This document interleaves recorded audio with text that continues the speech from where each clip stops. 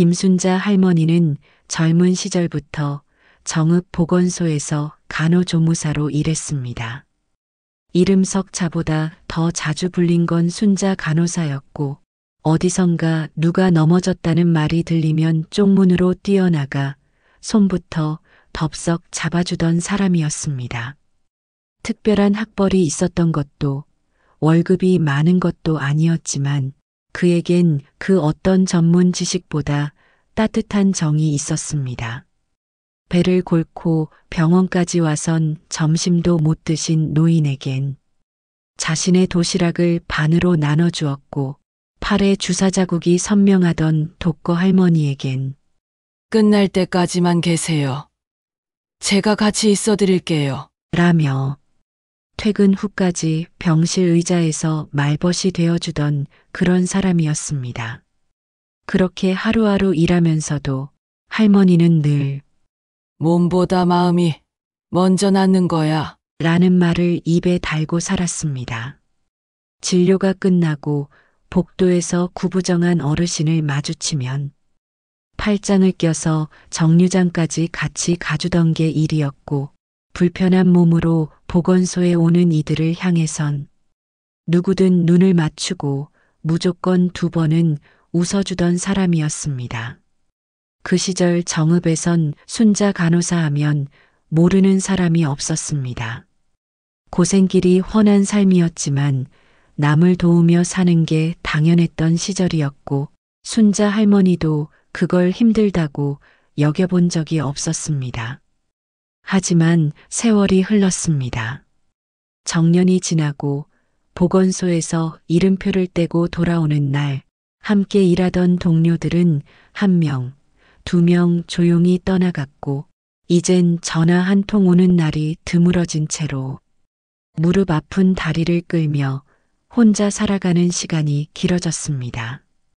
그러다 어느 날 기초연금 신청이 가능하다는 말을 듣고 할머니는 몇 날 며칠을 준비했습니다. 사진을 다시 찍고 등본을 떼고 안내문을 몇 번이고 읽으며 혹시 빠진 서류는 없는지 손글씨로 메모를 정리해가며 떨리는 손으로 커다란 갈색 서류 봉투를 꽉 쥐고 오전 일찍 동사무소를 찾았습니다. 그곳은 예전보다 깨끗해졌고 자동 안내 방송이 번쩍이는 모니터 위를 돌아다니고 있었지만 대기표를 뽑고 기다리는 동안 할머니의 이름은 끝내 불리지 않았습니다.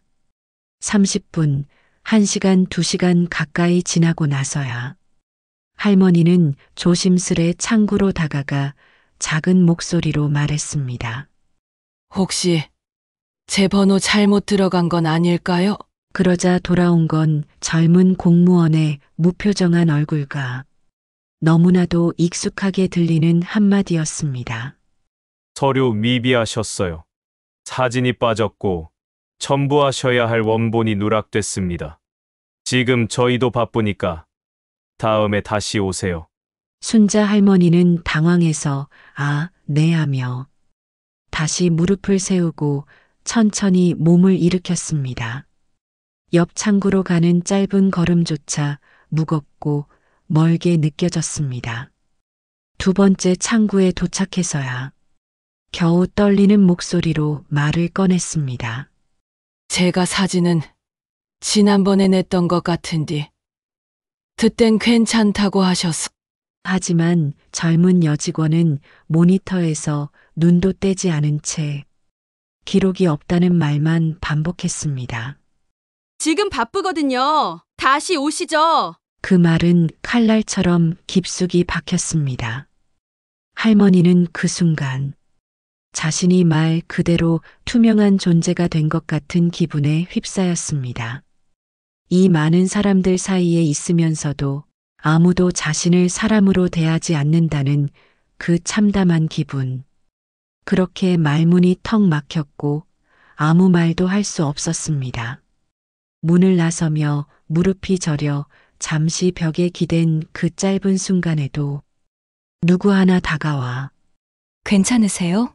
한마디를 묻지 않았습니다. 그 공간에선 눈이 마주치는 일조차 없었습니다.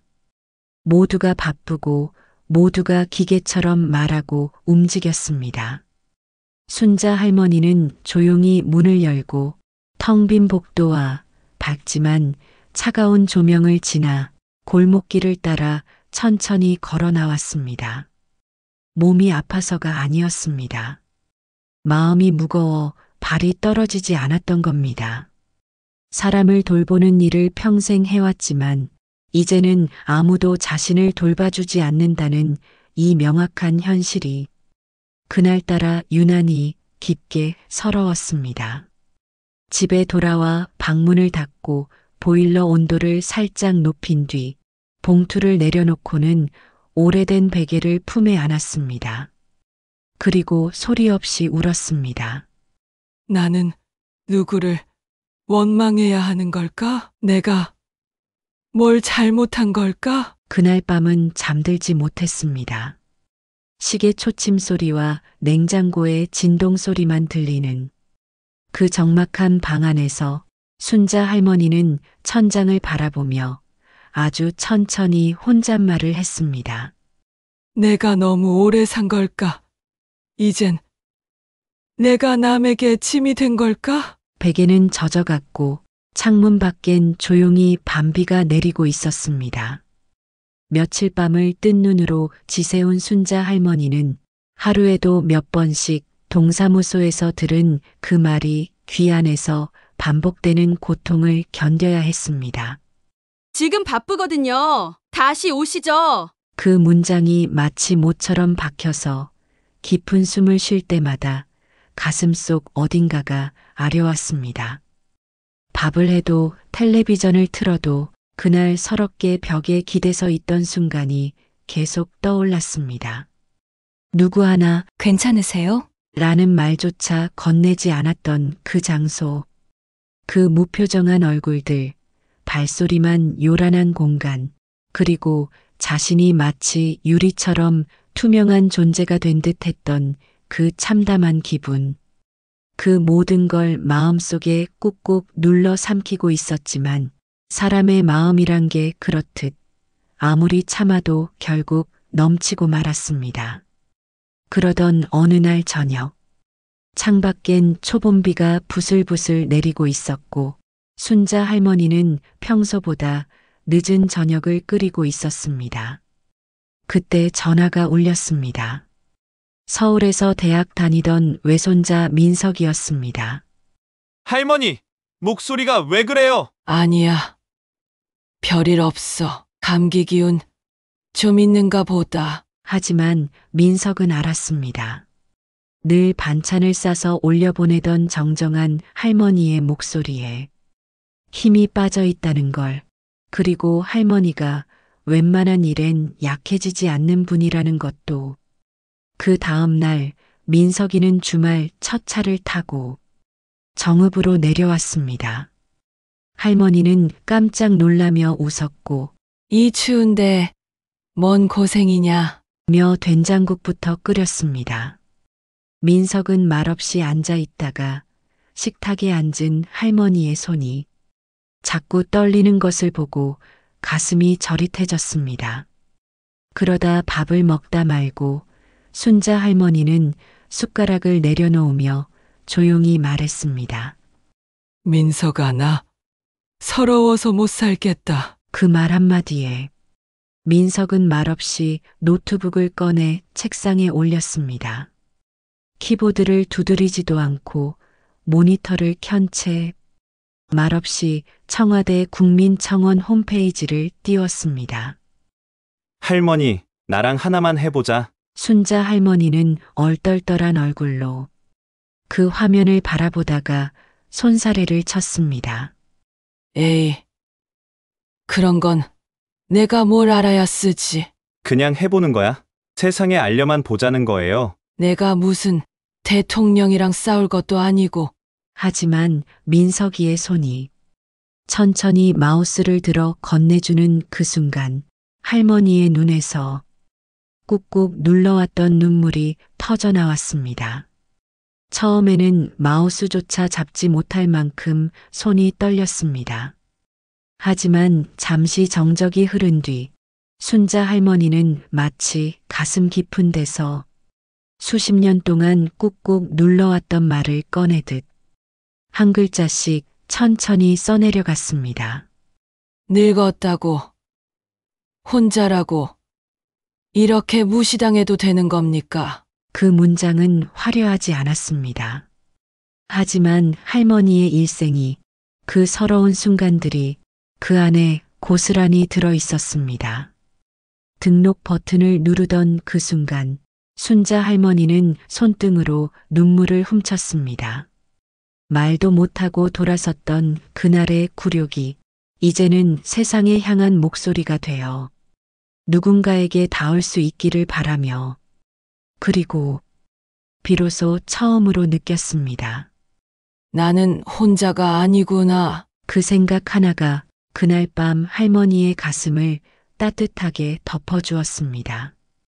그렇게 작성된 그 한 줄, 늙었다고, 혼자라고, 이렇게 무시당해도 되는 겁니까? 그 문장은 처음엔 조용했습니다. 새벽 2시 민석이의 노트북 화면에서 막 올라간 그 글은 한참을 말없이 온라인 공간 어딘가에 머물러 있었습니다. 조회수 12, 공감 3. 그것이 처음 2시간 동안의 반응이었습니다. 그런데 그날 아침 누군가 무심코 그 글을 읽고 한 줄 댓글을 달았습니다. 우리 엄마 얘기인 줄 알고 가슴이 철렁했어요. 그 댓글 아래로 사람들이 하나 둘 모여들기 시작했습니다. 누군가는 링크를 복사해 가족 단톡방에 공유했고, 누군가는 조용히 그 글을 프린트해서 시골의 어머니께 보여드렸습니다. 이거 엄마 얘기 맞지? 그 말을 듣고 눈시울이 붉어진 어머니들은 고개만 끄덕였습니다. 공감의 물결은 생각보다 빠르게 번졌습니다. 10명이 100명이 되었고, 그 다음은 1000명, 1만 명, 그리고 24시간도 채 지나지 않아 조회수는 50만 회를 넘었습니다. 인터넷 커뮤니티에는 순자 할머니의 사연을 담은 캡처본이 수없이 공유되었고, 페이스북과 인스타그램에는 우리 부모님도 이런 일 겪으셨어요. 노인을 대하는 이 나라의 민낯이네요. 같은 말들이 줄줄이 올라왔습니다. 특히 눈에 띄었던 건 20대 30대 자녀들의 반응이었습니다. 직장에 다니다 부모님과 통화한 지 오래된 청년들, 명절에 집에 다녀온 후 기운 없더라며 걱정했던 딸, 그런 자녀들이 청원을 공유하며 말했습니다. 이 글 보면서 울었습니다. 우리 부모님은 이런 말도 못하시고 속으로 사귀셨을 거예요. 누구든 한 번쯤은 이 글을 읽고 생각해봐야 합니다. 어떤 사용자는 노모와 함께 청원 글을 소리내어 읽다. 서로 말없이 손을 꼭 잡았다고 했고, 또 다른 이는 지금 복지 행정에 몸담고 있는 사람으로서 부끄럽습니다. 내가 저 동사무소 직원이었다면 저렇게 안 했을 텐데라며 자책의 글을 남겼습니다. 그러는 사이 누군가 예전 신문 기사에서 퍼온 사진 한 장이 사람들의 마음을 크게 울렸습니다. 병원 복도에 주저앉아 무릎을 감싸고 있는 구부정한 노인의 뒷모습, 의자 하나 없던 복도, 기다리는 사람은 많고 눈길은 닿지 않는 공간. 그 사진과 함께 올라온 말은 이러했습니다. 이게 지금 2025년 대한민국입니다. 그 이미지와 함께 순자 할머니의 글이 묶여 퍼졌고, SNS 알고리즘은 그 파장을 타고 전국 곳곳으로 이야기를 실어 나르기 시작했습니다. 카카오톡 채널엔 청원 링크가 단체방에 돌기 시작했고, 인스타그램에선 우리 엄마 이야기 해시태그가 올라왔으며, 포털 사이트의 실시간 검색어에는 노인을 향한 무관심, 기초연금 창구, 김순자 할머니가 연달아 등장했습니다. 그리고 사람들은 서서히 알기 시작했습니다. 이건 단지 한 노인의 슬픈 경험이 아니라 이 시대를 살아가는 수많은 어르신들의 공통된 상처, 그리고 말하지 못한 눈물이라는 것을. 그렇게 한 문장은 이 나라 수백만 명의 가슴 속에 묻혀 있던 외침 없는 외침을 깨워냈습니다. 그 파장은 결국 청와대의 문까지 도달했습니다. 청와대 민원실엔 쉴 새 없이 전화가 걸려왔고 청원 게시판에는 김순자 할머니 이야기 좀 봐달라는 메시지가 해시태그와 함께 하루에도 수천 건씩 쌓였습니다. 처음엔 며칠 지나면 묻히겠지 하던 행정관들도 청원의 열기가 꺼지기는커녕 더 커지고 있다는 걸 인지한 뒤부터는 관련 문건을 인쇄해 테이블 위에 올려두고 보기 시작했습니다.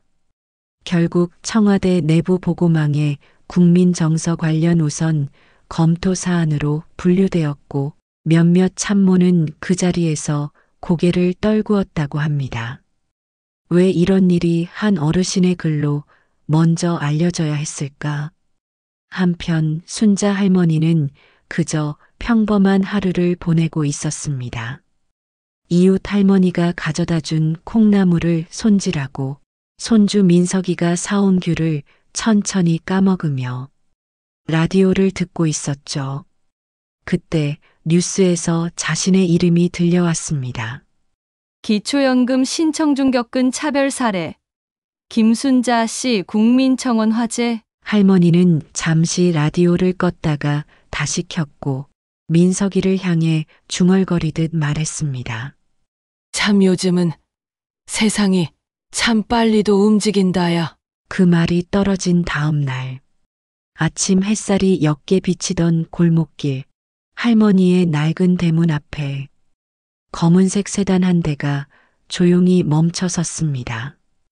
도색이 바른 시멘트 벽, 녹슨 우편함, 그리고 담벼락 너머로 살랑살랑 흔들리는 감입 사이로 양복을 곱게 차려입은 중년의 남자가 조심스럽게 초인종을 눌렀습니다. 김순자 어르신 댁이 맞을까요?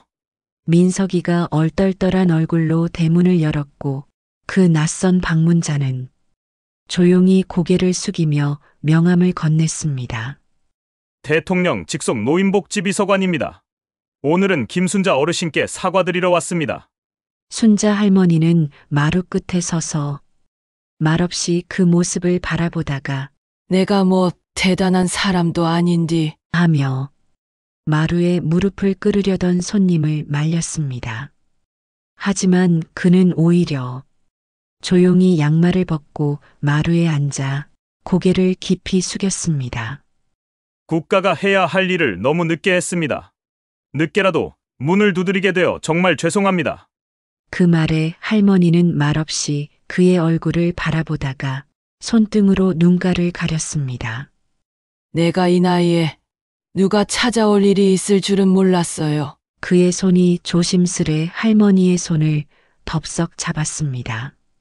무겁지도 가볍지도 않은 그 따뜻한 손길은 말보다 더 깊은 사과였습니다.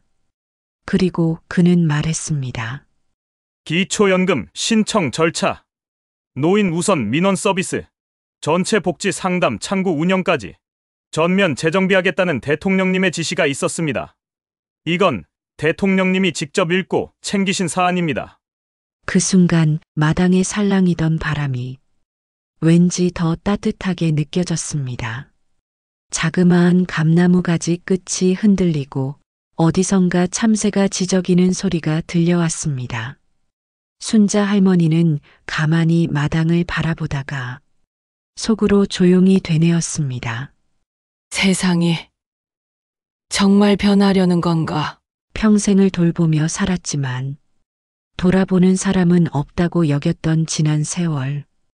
그 끝자락에서 국가의 이름으로 누군가가 직접 문을 두드린 그날, 순자 할머니는 처음으로 믿게 되었습니다. 단 한 사람의 목소리도 그 마음이 진심이라면 세상을 움직일 수 있다는 것을. 며칠 뒤 순자 할머니는 집 앞 골목을 걷다가 이웃집 최 여사가 건네준 말을 듣고 깜짝 놀랐습니다. 순자 씨 이름이 시청 보도 자료에 떴다며 뉴스에도 나왔다는데. 내 이름이 무슨 소리야? 내가 뭘 했다고? 최 여사는 휴대폰을 흔들어 보이며 정읍시청 공식 블로그에 올라온 게시물을 보여주었습니다. 그 제목은 이렇게 적혀 있었습니다. 어르신을 위한 따뜻한 행정 김순자 우선 창구 신설 안내. 할머니는 잠시 글을 읽다 말고 에구, 나는 그런 거 몰라 창피하게. 하며 손사래를 쳤지만 그 순간 입가에 번진 미소는 감출 수 없었습니다. 하지만 진짜 뭉클했던 건 글 속에 담긴 변화였습니다. 시청에서 발표한 내용에 따르면 정읍관 내 모든 행정복지센터에 기초연금 및 노인 민원 전담 김순자 우선 창구를 도입한다는 것이었습니다. 그 창구는 더 이상 번호표를 뽑지 않아도 되고 어르신이 들어오면 먼저 다가가 인사하며 자리 안내를 하고 민원 서류는 하나하나 손을 잡고 천천히 같이 작성해 드리는 시스템이었습니다. 게다가 어르신이 혼자 오셨을 경우 상담 중간에도 휴식 의자를 준비해 드리고 물 한 잔 챙겨 드릴 직원까지 배치된다고 쓰여 있었습니다. 이 모든 것이 김순자 할머니의 용기 있는 목소리에서 시작됐다고 공식 보도자료 마지막 줄에 또렷하게 적혀 있었습니다. 그 소식은 빠르게 정읍 전역에 퍼졌고 읍내 시장통에서도 약국에서도 이젠 나이 들어도 눈치 안 봐도 된다 카더라. 그 창구 우리 순자 언니 이름 딴 거라며? 라는 말이 들려왔습니다. 하지만 사람들 사이에서 가장 크게 회자된 건 따로 있었습니다. 바로 그날 순자 할머니에게 다음에 오시죠라고 차갑게 말했던 젊은 공무원에 대한 이야기였습니다. 처음엔 조용히 그의 이름이 민원 창구 게시판에서 사라졌고 며칠 뒤 동네에서는 그가 정읍 동부복지센터로 전보 조치되었다는 이야기가 퍼졌습니다. 누군가는 말했습니다. 그래도 아직 젊은 사람인데 너무했다는 생각도 들어. 그러자 다른 누군가는 조용히 고개를 저으며 말했습니다. 아니 이런 일은 한 번쯤 있어야 해. 사람을 사람으로 안 보면 자리가 무슨 소용이야. 그분 하나 때문에 얼마나 많은 어르신이 상처받았는데. 그리고 또 누군가는 그 공무원의 자리에 새로 배정된 직원이 어르신 한 분 한 분에게 이름을 묻고 오늘은 어디가 불편하세요? 하고 먼저 다가간다는 이야기를 들려주었습니다. 순자 할머니는 그 모든 이야기를 들으며 한 걸음 또 한 걸음 다시 조심스럽게 동사무소를 찾았습니다. 무거웠던 기억이 서린 그 건물 앞에 섰을 때 할머니의 걸음은 아주 잠시 멈칫했지만 문을 열고 들어선 그 순간 달라진 공기의 온도를 느낄 수 있었습니다. 그리고 마주한 건 예전과는 분명히 달라진 한 명의 젊은 직원이었습니다. 그는 자리에서 벌떡 일어나 미소를 띠며 인사를 건넸습니다. 김순자 어르신 맞으시죠? 오시느라 고생 많으셨습니다. 오늘은 제가 도와드릴게요. 그 짧은 한마디에 할머니는 잠시 멍해졌습니다. 그의 눈빛에는 형식이 아닌 진심이 담겨 있었고 그 진심은 할머니의 마음 한구석에 오래도록 박혀있던 차갑고 무거운 서러움을 조금씩 녹이고 있었습니다. 그날 순자 할머니는 창구에서 서류 한 장을 제출하고 돌아가는 길에 가슴이 조금은 가벼워졌다는 걸 느꼈습니다. 그리고 조용히 속으로 이렇게 중얼거렸습니다. 이제야 다시 사람 대접받는 것 같네. 훗날 오후 햇살이 유난히 부드러웠습니다. 아직은 바람끝이 쌀쌀했지만 경로당 유리창 너머로 내려앉은 햇빛은 마치 오랜 시간 말없이 참아온 어르신들의 마음을 조용히 쓰다듬어 주는 것 같았습니다. 순자 할머니는 경로당 큰 방 가운데 조용히 돗자리를 펴고 앉았습니다. 한 땀 한 땀 손바느질이 박힌 작은 손수건으로 먼지를 닦은 뒤 커다란 보온병 뚜껑을 조심스럽게 열었습니다. 안에서 김이 피어오르며 구수한 누룽지차 향이 퍼졌습니다. 누군가는 에이, 또 태운 거 아냐? 라며 농을 걸었고 할머니는 익숙한 듯 웃으며 대답했습니다. 이건 정식으로 태운 거요. 일부러 천천히 눌려서 끓인 거니까 몸에 좋어. 어르신들은 잔을 받아들고 따뜻한 기운에 얼굴을 묻었습니다. 주름진 손, 굽은 허리, 그리고 오래도록 말없이 앉아 있었던 그들의 입가에도 하나둘씩 웃음이 번졌습니다. 하지만 그 웃음 뒤에는 말없이 꾹꾹 눌러 담아왔던 긴 세월의 서러움이 있었습니다. 어느 순간부터 나이 들었다는 이유 하나로 병원에선 설명도 생략당하고 은행에선 서명 하나도 물어보지 않은 채 넘어가고 행정복지센터에선 다음에 오세요라는 말로 밀려났던 그 시간들. 말이 느리다는 이유로, 글씨를 못 쓴다는 이유로 존재 자체가 뒤로 밀려도 괜찮은 사람처럼 취급받아온 그 세월. 순자 할머니는 그날 누룽지차를 따르면서 그 모든 날들을 가슴에 품고 있었습니다. 울지 않고 말하지 않고 그저 천천히 조용히 따르면서 말이죠. 하지만 이제 그 침묵은 의미를 가졌습니다. 단 한 줄. 늙었다고, 혼자라고, 이렇게 무시당해도 되는 겁니까? 그 문장은 단지 분노나 슬픔의 표현이 아니었습니다. 그건 세상에 건넨 정중한 물음이었고, 그 물음은 결국 세상을 조금은 더 따뜻하게 만드는 방향으로 움직이기 시작한 것입니다. 누룽지차의 고소한 김이 방 안 구석구석 퍼져나가던 그 순간 순자 할머니는 마주 앉은 친구들의 손을 하나하나 잡았습니다. 그리고 마치 오늘만큼은 반드시 말하고 싶었다는 듯 또박또박 천천히 말을 꺼냈습니다. 늙은 게 죄는 아니잖아요. 우리가 이 나라를 만든 사람들이잖아요. 그 말이 끝나자 방 안은 조용해졌습니다. 누군가는 눈을 감고 고개를 끄덕였고 누군가는 말없이 눈가를 훔쳤습니다. 모두가 그 말이 어떤 의미인지 알고 있었기 때문입니다. 그 순간만큼은 누구도 늙은 자신을 부끄러워하지 않았고 한때는 무시당했던 시간들조차 그럼에도 우리가 살아냈다는 자부심으로 바뀌어가고 있었습니다. 그리고 그날 이후 정읍 경로당의 오후는 조금 더 따뜻해졌습니다. 웃음소리가 잦아졌고 같이 가자는 말이 늘었고 천천히 하세요라는 말이 자연스러워졌습니다. 사람들은 이제 김순자라는 이름을 단순히 한 할머니의 이름으로 기억하지 않았습니다. 그 이름은 늙음과 존엄을 함께 지켜낸 모든 어르신들의 상징이 되었습니다. 오늘 사연은 여기까지입니다.